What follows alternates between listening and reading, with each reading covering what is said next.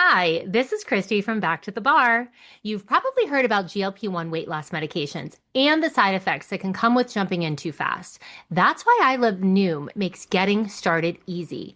Their microdose GLP-1 program begins with a smaller dose and gradually scales up based on how your body reacts. The Noom GLP-1 microdose program starts at $99 and is delivered to your door in 7 days. Start your microdose GLP-1 journey today at Noom.com. That's Noom.com. Noom, micro changes, big results. Average weight loss 8 pounds in first month. Meds and personalization based on clinical need and not available to all individuals. Medications are not reviewed by FDA for safety, efficacy, or quality. Pricing based on first month only. Amazon Pharmacy presents Painful Thoughts. 20 more minutes to kill in the pharmacy before my prescription is ready. Maybe I'll grab some deeply discounted, out-of-season Halloween candy. I never had a chocolate pumpkin with raisins before. Those were raisins, right? Next time, use Amazon Pharmacy. We deliver. And no, those were not raisins. Amazon Pharmacy. Healthcare just got less painful.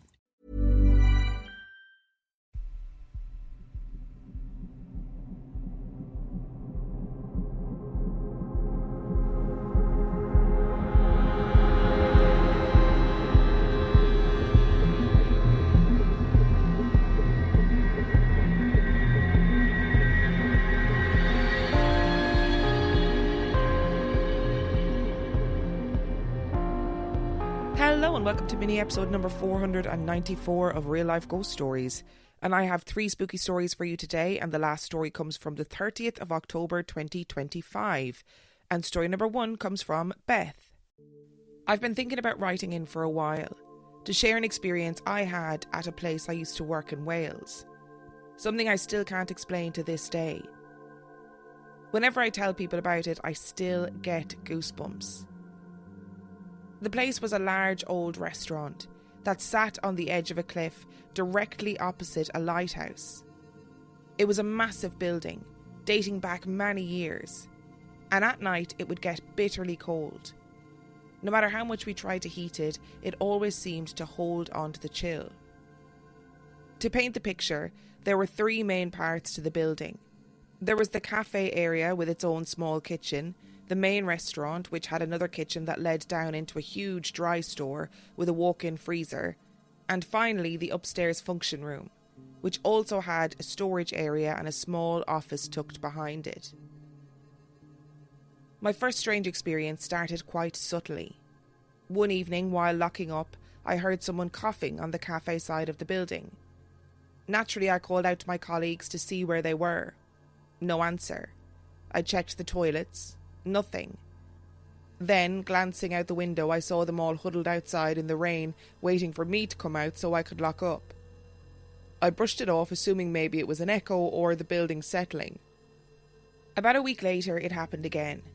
This time I knew for certain everyone was outside. I could see them through the glass door. I turned towards the cafe, and that's when I felt it. A cold breeze against the back of my neck. And then that same cough again, but closer. When I tell you I sprinted to that door and locked it as fast as I could, I am not exaggerating.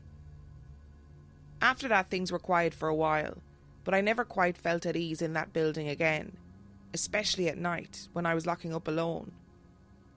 The main incident, though, the one I'll never forget, happened upstairs in the function room.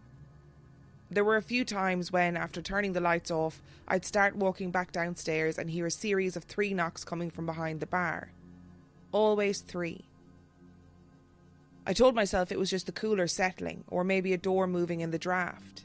One of those things you can rationalise if you try hard enough. But then came the night that changed it for me. It was after an event, around midnight. I was upstairs cashing up when I saw one of my colleagues poke his head around the side of the coffee machine. He didn't say anything, he just looked at me and then walked off. I assumed he wanted help with something, so I left the till and followed him down to the restaurant. When I got there, he was polishing cutlery. I asked what he wanted and he looked at me completely confused. He said, "What are you on about?" I told him, "You just came upstairs to get me, what did you need?" He went pale and shook his head. No, I didn't.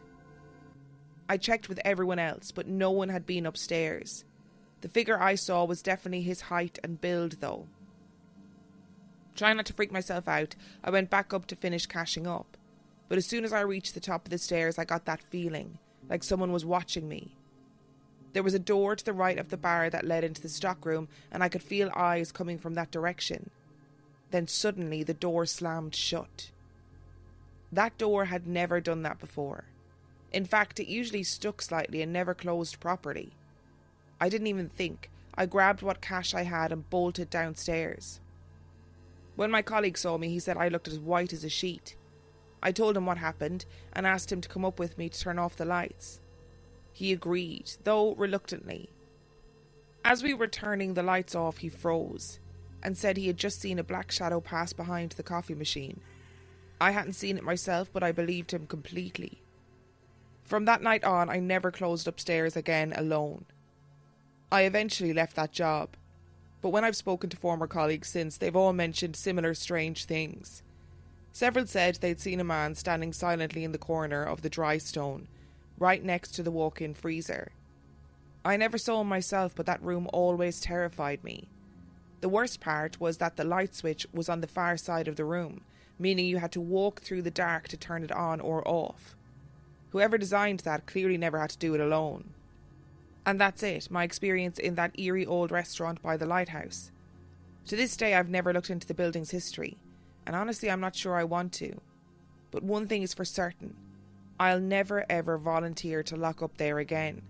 Beth, if you are listening to this, send me the name of the restaurant so I can do a little bit of a deep dive into it, because this place sounds crazy. I mean, even the description of where it is in itself, you know, it's on the edge of the cliff, it's in Wales, it's opposite a lighthouse. That has all the makings of a spooky building, and I'm loving it.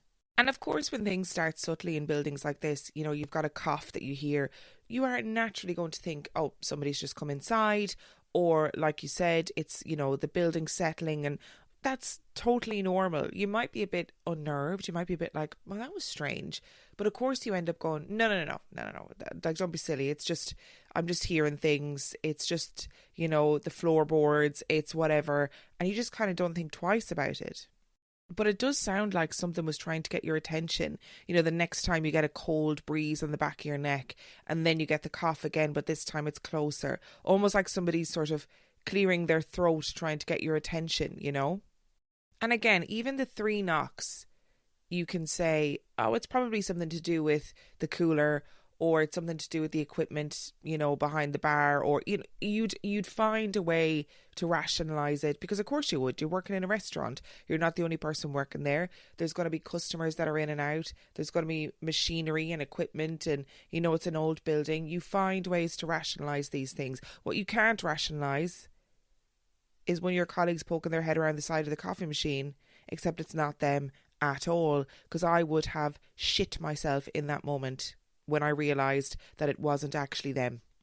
There's nothing worse than ghosts peeking around corners. Stop doing that. It's so weird.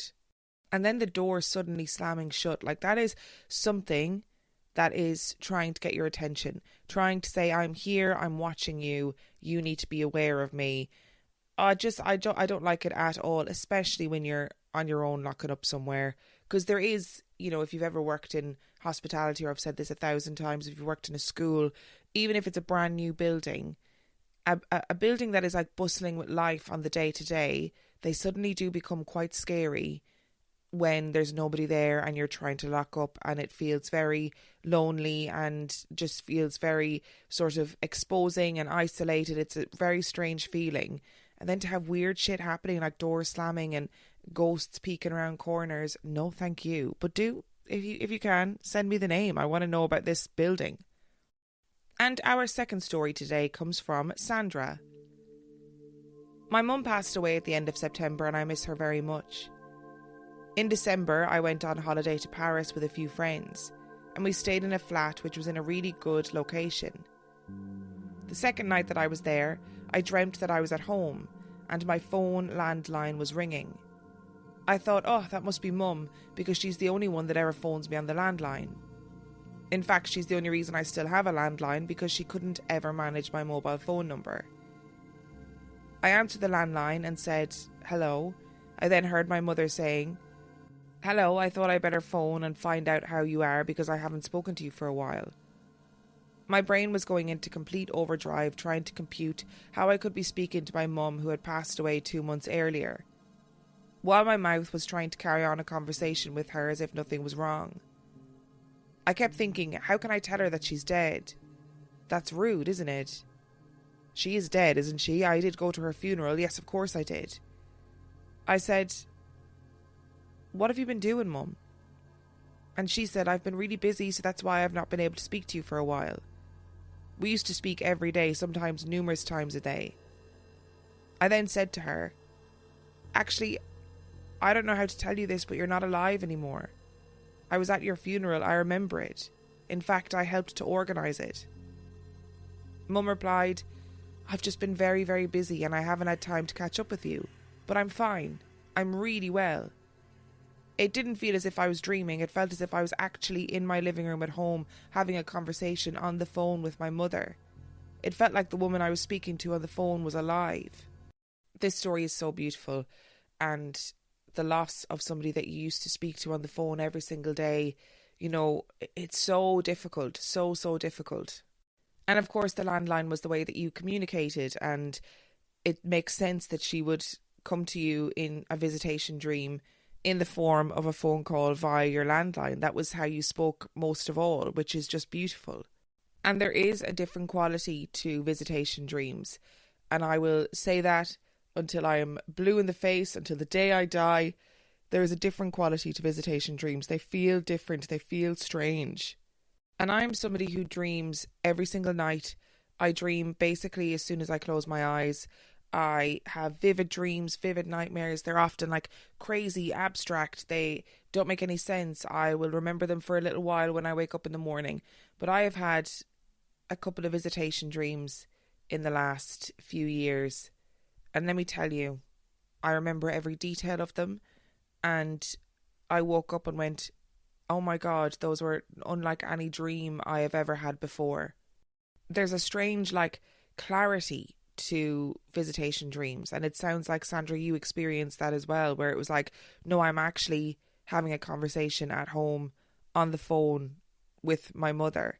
And it's, like I always say, it's a beautiful thing to think that your loved ones still have the capacity, still have the ability to reach out to you, to communicate with you, to speak with you in whatever way they can. And I think the dream state seems to be the kind of easiest way for people to do that. Hi, this is Christy from Back to the Bar. You've probably heard about GLP-1 weight loss medications and the side effects that can come with jumping in too fast. That's why I Love Noom makes getting started easy. Their microdose GLP-1 program begins with a smaller dose and gradually scales up based on how your body reacts. The Noom GLP-1 microdose program starts at $99 and is delivered to your door in 7 days.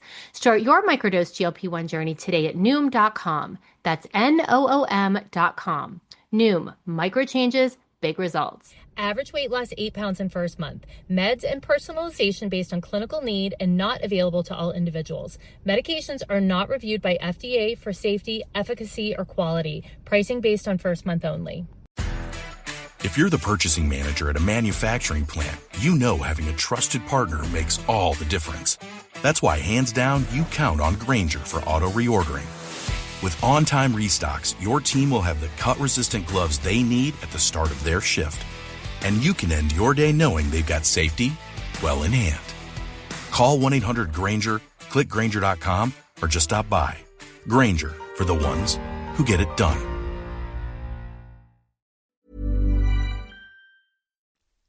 And our final story today comes from Hannah. This is my story about synchronicity, intuition, and my unexpected journey into the world of tarot. I'm in my late 30s. I've got my own small business and a lovely husband. I've also got PMDD. It's like PMT, but about a squillion times worse. So for as long as I can remember, I've been slightly frazzled and sort of bumbling my way through life. A sprinkling of nauseating anxiety here, a dash of crushing self-doubt there. You get the picture. I've always had a love of all things gothic, macabre and paranormal to keep me sane. And I wrote in a few years ago with some stories about my dad's strange psychic happenings through teaching martial arts, yoga and meditation. But I never thought that I had any of these abilities myself. At least, that's a fairly accurate description of me before the 16th of August 2025. The 16th of the 8th, 25, our wedding anniversary. We set off for our annual day out to Haworth in West Yorkshire, home of the Bronte family, packed with weird and wonderful independent shops, and perhaps my favourite place in the world. My husband Steve said he'd buy me a few bits from the shops there for my anniversary gift. I usually come home with too many books and a few second-hand vinyls for good measure, so I was excited to have a mooch around the town and wondered what might catch my eye. Now, tarot decks are 10 a penny in Haworth. You go into a vintage clothes shop and the display cabinets are chock full of tarot decks alongside the jewellery. You go into the old apothecary that now sells candles and shower gel, and there's a tarot section at the back of the shop. I've been to a couple of pub psychic nights in the past and had 1 or 2 tarot readings when I was much younger for a bit of fun, but I'd never considered getting my own deck before. It felt a bit above my station, like I wouldn't know where to start. We've been to Haworth lots of times before, and it's never crossed my mind to look for my own tarot deck while I've been there. But I noticed this time that Steve was very enthusiastically pointing them all out to me. I wasn't really interested. I was too busy sniffing all the candles. As we headed into our last shop of the day, a little bookshop called Spooks, of course there was the obligatory display stand of tarot decks by the door, complete with Steve wildly gesturing towards them like he's trying to sell them on a shopping channel. I said I'd have a look at them if I didn't see any books that I wanted to buy. After a good look around and the thought of my huge to-be-read pile at home at the forefront of my mind, I decided against buying any more books and found myself standing in front of the tarot display. One of the decks instantly caught my eye. A dark red box with a beautiful pre-Raphaelite painting of a woman on the front. Steve comes over, points straight at it and says, "That one's a bit of you, isn't it?" I picked the box up for a closer look, and before I could say anything, Steve took it from me and walked over to the till.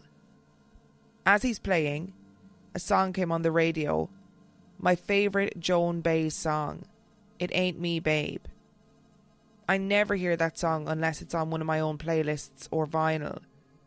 Steve clocked it, and as we were walking out of the shop he said, "That was a bit bloody weird, wasn't it? Wasn't that the song you always have on at home?" I looked at my deck back home that night.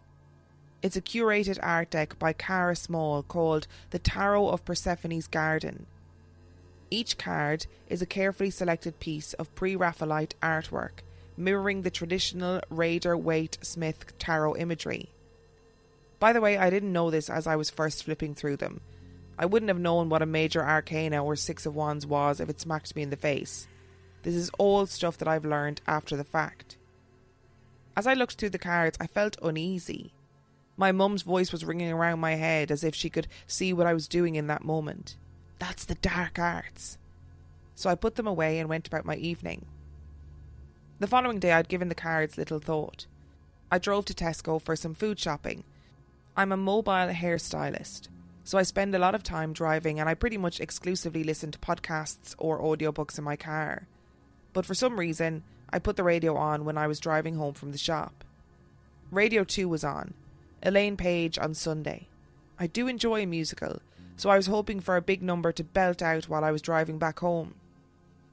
I'd stopped at a set of traffic lights when I realised what song was playing. Living It Up on Top from Hadestown. The lyrics began to ring in my ears. Who makes the summer sun shine bright? That's right, it's Persephone. Okay, I thought, you have my attention. That evening I set my neurospicy heart to learning all about the tarot cards, their meanings, and delving a bit more into the history of the tarot. After a bit of Googling, I learned that a good way to acquaint yourself with a new tarot deck is to keep a journal of daily card pulls, and also to interview your cards. This was it. my first foray into interpreting some meanings. I shuffled and cut my deck into 4, focusing on the following 4 questions. Number 1, what area of my life can this deck help me in? I turned over the Sun. This card is about success, vitality, joy, clarity, warmth and positivity, all of which I find myself severely lacking in thanks to my vast arsenal of chronic illnesses. Where's my PMDD and endo warriors at? What tone can I expect from readings with this deck? I turned over Reverse Lovers. Seems ominous, I thought, but wrote down that I'll be able to work through disharmony within myself and my relationships, and that it'll give me some clarity on indecision and people-pleasing tendencies. How can working with this deck surprise me? I turned over the Reverse High Priestess. I'll be able to overcome what's blocking my intuition. I'll be able to learn trust in spiritual guidance and inner wisdom, and create better emotional awareness for myself. What will come from using this deck to do readings for other people? I turned over the 3 of Cups, a gorgeous card of joy, celebration, community, positive social connections, friendship and the sharing of happiness with others. At this point, my anxiety was starting to melt away, although I wasn't 100% convinced that a deck of pretty cards could really help with my PMDD-induced anxiety and panic disorder, but decided there's certainly no harm in trying. A few weeks later, I'd been drawing a daily card and meditating, journaling about it. I'd mostly found it to be quite a useful therapy tool. Then we left for our belated honeymoon to Crete, with my deck tucked safely away in my hand luggage. During the coach transfer to the hotel, I was gazing out of the window at all the lovely scenery and beautiful landscape, and I noticed that dotted around everywhere were pomegranate trees. Of course, Persephone, pomegranates. My secondary school classics was definitely rusty, but I was fairly sure there was a tenuous Persephone-Crete link. While we were away, my morning card pull and journaling helped me to be fully present for every minute of our holiday. I may have mentioned my neurospicy tendencies before.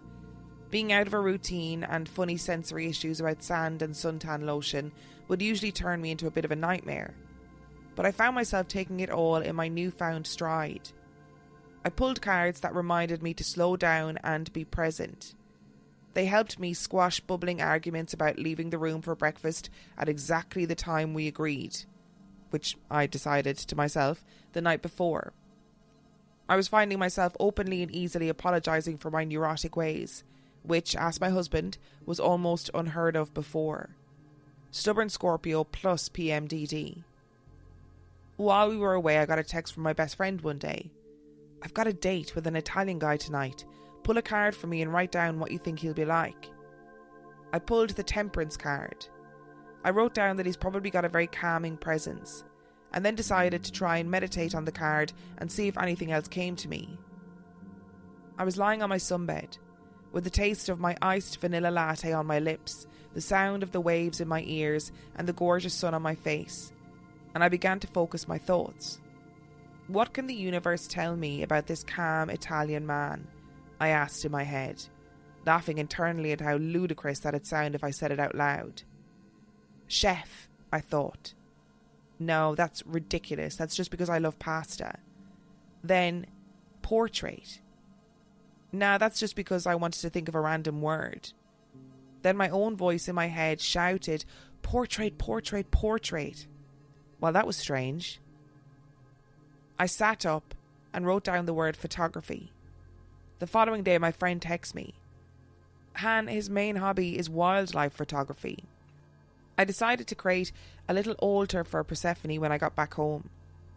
One day on holiday, we'd found a tiny beach cove with overhanging trees and stopped to grab a bit of shade.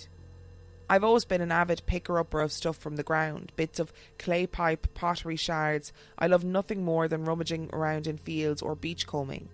So I'm doing my usual routine of scanning the ground for pretty stones, and said in my head, Persephone, if there's something here for your altar, show it to me. I'm doing a very elegant crouch shuffle along the little beach and finally reached the other side without anything having particularly caught my eye. And then there she was. The most beautiful shell I've ever found. Fully intact, barnacle encrusted, with a perfect angular Fibonacci spiral. Now bear with me, because I feel like this bit is important to include, because tarot is so closely intertwined with symbolism. A quick Google lens of my shell told me that it's the shell of a sea snail called Bolanus brandaris. In ancient civilizations, these snails were harvested to create an eye-wateringly expensive dye called Tyrian purple. An ancient Greek legend says Hercules' dog bit into one of those sea snails, and because his mouth went purple, that's how it was discovered. This dye was used for luxurious ceremonial garments for high-ranking officials, and was very difficult to make in any large quantity, hence its high value. As a dedicated, yet slightly rubbish home yoga enthusiast, I'm familiar with chakras, and purple represents the crown chakra, the one at the top of your head, linked to spiritual connection, intuition and knowing, and connection to your higher self, what I like to think of as your soul. Safe to say I kept that shell on my deck together now, along with a little glass evil eye I bought while I was away. A few weeks after we got home, my friend had a date with a different guy. My cards told me that this time he was likely to have a very positive outlook on life after going through some rough times. My meditation on this card wasn't quite as fun without the Crete sun shining down on me. However, it yielded the words sing and music. It turned out that he had trained as an opera singer when he was younger. Steve was truly freaked out at this point. How can you know all this random stuff? Truth is, I don't know. I don't profess to be a psychic. Maybe it's a family gift passed on from my dad. I think perhaps the cards are a way to be able to tap into a collective conscious or energy, or a way to connect with spirit guides who try their best to have our backs. Cue the meme of the guardian angel rolling his eyes and smoking a cigarette. 2 more strange song moments happened since I got my deck. A couple of days after we got home from Crete, I was chatting to Steve about how I'm enjoying wearing masculine tailoring at the minute, and then promptly burst out singing Walk Like a Man by Frankie Valli and the Four Seasons, a song that is a firm favourite of my dad's, and of his dad, who I never met but strongly suspect is one of my spirit guides.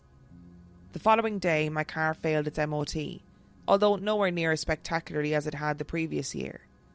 Steve picked me up from the garage and I said to him, I pulled a car today, and it was about hard times being in the past, and I think it was literally about my car and the MOT. And, you guessed it, Walk Like a Man started playing on the radio as soon as I said it. Just before our holiday, my dad had hip replacement surgery, and although physically he's doing much better now, he found the whole ordeal very stressful, and has been struggling mentally since his operation. He called me one night to chat about this, and it was hard to hear him sound so vulnerable and upset. I felt really low after I got off the phone to him and decided to listen to some folk music and just let it wash over me. I found some old transatlantic sessions on the TV to stick on. I was feeling really anxious and horrible when a song came on that made me sit up and take notice. It was a song called Worry Not by Liam O'Wanley, and the lyrics blew me away. I was just staring at the telly open-mouthed as the song said, Worry not, my precious being, the time of angels is coming in. Worry not, the dawn will come. There'll be an answer for everyone. As sure as I stand, as sure as I sing, there's a miracle waiting in everything. It felt like a telegram directly from my spirit guides. Pre-tarot me would have had a days-long mental breakdown after a situation like that. But there I was, knowing that it would be all right somehow. The next time I sat with my cards, I asked my spirit guides to please look after my dad and be there for him. A few days later, my dad rang me to say his food shopping bill had come to $77.77, and that when he got in his car to leave the shop, he noticed that the mileage was on 77777. As the great Jim Harold always says, too much of a coincidence to be a coincidence. I've also discovered that my cards, my spirit guides, have quite the wild sense of humour.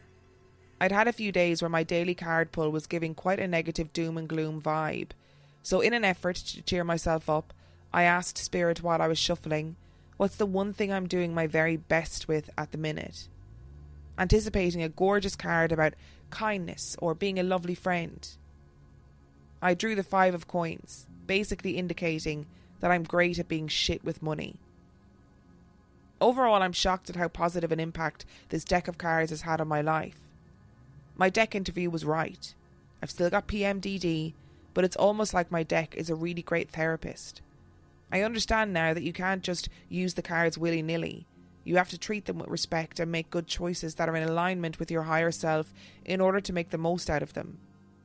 I'll close by saying that I recently felt drawn to design a tarot spread that might give a certain Emma a clue about the location of some certain lost jewellery. But I'll let her tell you about that. Also, shall I ask them where your forks are? Okay, so basically Hannah emailed me on the 20th of October and she was like, look, I'm kind of, I've gotten into tarot and I've been listening to a story about St. Anthony, right? And, if you've listened for a long time, you'll know that in Catholic households, often people, when they lose something, they pray to St. Anthony, right? And it's just this ongoing thing. And she said, I'm into tarot and I know that you've lost your wedding ring.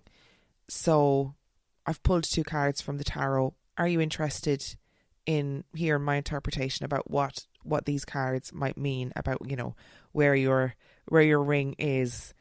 So if you don't know, a long time ago, back in 2021, I think, I lost my wedding ring. And this wedding ring has huge sentimental value for me.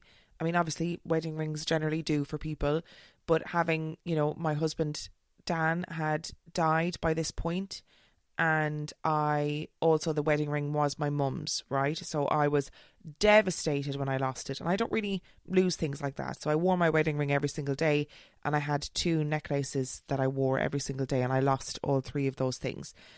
And so when Hannah messaged me, I said, absolutely. I mean, like she said in regards to her PMDD, I was like, it ain't probably not going to find my wedding ring, but it's not going to do any harm. Anyway, she pulled 2 cards, right?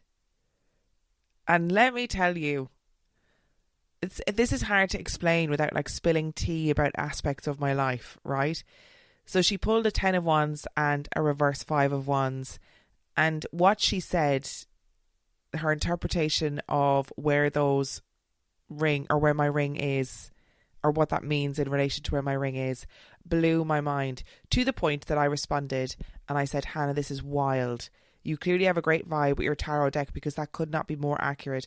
I have had a really long-term suspicion that my ring and chains are actually, and then I outline where I think they are, and everything that the cards told you fits that completely. I won't bore you with the details, but when I read your email, my jaw absolutely dropped. And I have had a long-term suspicion about where my ring and my necklaces are, and it was completely reflected in the cards, and it did genuinely blow my mind. So that's the background about, what happened to in relation to my wedding ring and the tarot cards.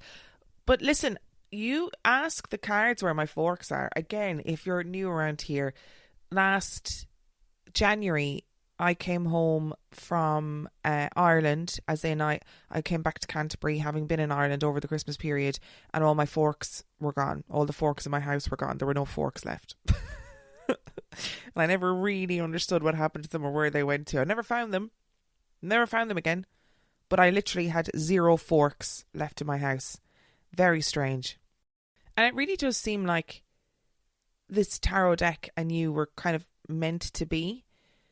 This beautiful pre-Raphaelite paintings of women on the deck, and your husband is like, this feels like a bit of you, and then your favourite Joan Baez song is playing, and it's all just very, it's all a lot of synchronicities going on here, which I'm a big fan of. I think sometimes the universe is like, hey, pay attention, listen up, I'm telling you what's up here. And you and this deck of cards were obviously just meant to be. It obviously really works for you. And I don't know anything about tarot. Like I do on a kind of surface level. I love getting people to do my tarot readings for me. Like I've got friends who are really, really, really adept at tarot and have done it for years and years and years. And if they ever have their cards with them, I will happily get them to read my cards. And And I think it's a beautiful, mindful thing to do. And it really makes you think about yourself and what you really want from life and what's worrying you, what's troubling you, and, you know, different pathways that you can take in order to achieve goals or alleviate situations. I think tarot is brilliant for that kind of thing. And it sounds like, yeah, you and this deck were really meant to be. And I wonder if, you know, people are out there who do tarot, are there decks that you just don't vibe with? Have you ever gotten a deck where you're like, oh yeah, I don't feel good about this deck, or I can't read it accurately, or I don't feel like it really speaks to me or communicates with me? Because obviously it's a very personal thing, right? And you can't just have kind of one deck that fits all, which is why we've ended up with so many different types of tarot decks and so many different designs and artists, you know, interpretations of tarot decks, etc. But yeah, it sounds like you and this deck were just meant to be, in terms of, you know, the music, the finding that snail with the Fibonacci spiral on it, you know, it's all just very beautiful. That link between Persephone and then hearing Hadestown playing on the radio. And obviously just then having these intuitive moments when your friends are like, hey, I've got this date, please can you tell me what the cards say? It's lovely. I love it. And I think that even if you don't believe in anything spiritual, if you don't believe that these cards are communicating with you or the universe is communicating with you or whatever, there's something about tarot cards that I will always say is just really mindful. And it is like having your own therapist, because you sit and you really think about what you want and you think about how to achieve it. And I think that's a really, really powerful thing. So yes, Hannah, please ask the cards where my forks are, because I'm still dying to know where they went to. Thank you so much for listening to today's episode. Thank you to Beth, Sandra and Hannah for sending in your stories. Remember, the last story comes from the 30th of October 2025. And if you would like to send in your story, you can do so by emailing it to reallifeghoststoriespodcast@gmail.com. You can also check out the website reallifeghoststoriespodcast.com. And if you are desperate for some extra content, you can subscribe to the Patreon. That is patreon.com/Real Life Ghost Stories, where for $5 a month or $2 a month, you can get access to heaps of extra content, as well as every single main and mini episode completely ad-free. And on that note, I shall see you next time. If you're an HVAC technician and a call comes in, Grainger knows that you need a partner that helps you find the right product, fast and hassle-free. And you know that when the first problem of the day is a clanking blower motor, there's no need to break a sweat. With Grainger's easy-to-use website and product details, you're confident you'll soon have everything humming right along. Call 1-800-GRAINGER, click Grainger.com, or just stop by. Grainger, for the ones who get it done.